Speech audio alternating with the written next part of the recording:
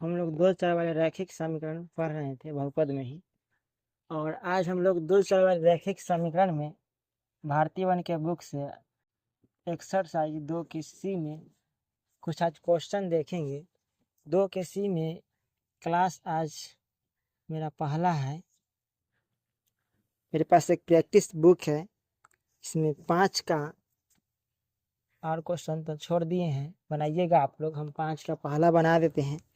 Question कह रहा है कि दो संख्याओं का योगफल 50 है।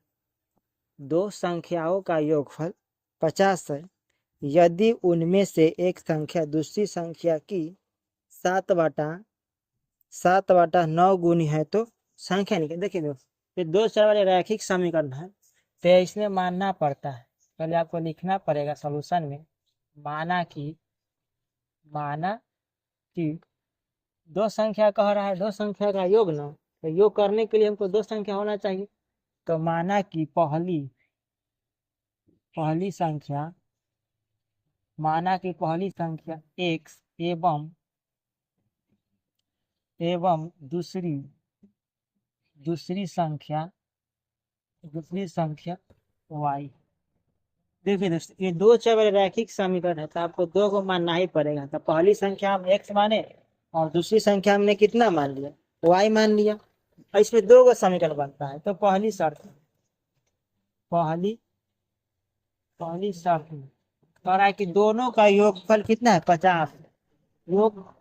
योगफल दोनों का कितना दिया, 50 दिया है। तो 50 यानी कहने का मतलब है कि x प्लस y का मान कितना हो गया आपका, 50। ये समीकरण हो गया फर्स्ट।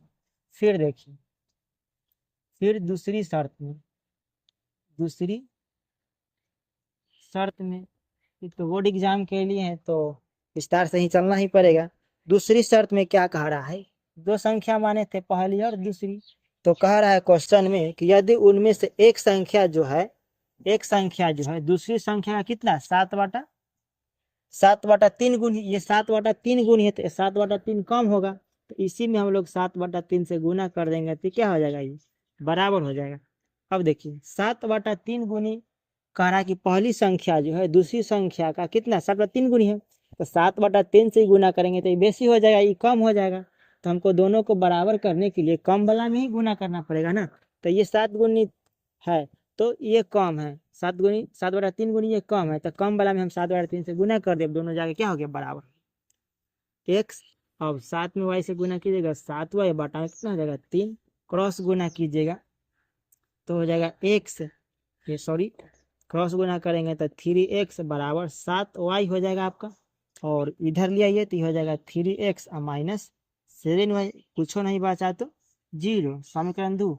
अब आप लोग यहाँ से हल कर सकते हैं, जिसको काटना है उसको देखिए। तो 7y है ये, तो इसमें 7 से गुना कर दीजिए, 7 से गुना कर दीजिए तो यहाँ लिख दीजिए समीकरण 1 से 7 से गुना किए हैं एवं सेकेंड में कुछ नहीं किए हैं।